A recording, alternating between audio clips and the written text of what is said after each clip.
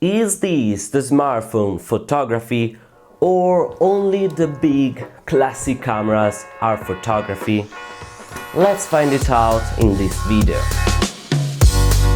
So in today's video I want to talk about smartphone photography, and one of the first things we need to say is probably one of the biggest questions in photography in the last year, that is, can we really consider a smartphone a real device for photography, or is it just something different? And to answer this question we need to firstly talk about the big classic cameras, which are pretty huge, which has lots of features in them, starting from the shutter speed, the aperture, the ISO, the variable autofocus, the optical zoom, JPEG, RAWs, the white balance, so lots of things going here on the camera, and to use it you need to know how to manage and control all those things.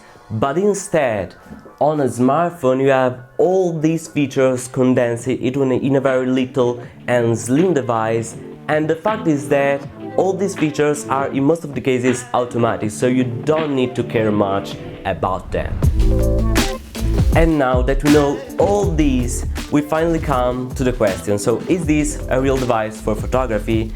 And in my opinion the answer is yes, because even though the smartphone is way simpler than a big huge camera, in my opinion the thing that counts in photography is not the gear that you have, so it's not the greatest camera on earth that you have, but it's the ideas that you have and that you put in your photos. For sure, the normal cameras gives you lots of more possibilities rather than a basic smartphone, but lots of people used to think that if you have a really big and expensive camera in your hands, this means that you take some amazing photos, but this is just false. And the fact that everyone has a smartphone in their pockets, this means that everyone, if they learn something about photography, everyone can be a photographer. So the smartphone is, in my opinion, an amazing and probably one of the perfect solutions to start getting into photography.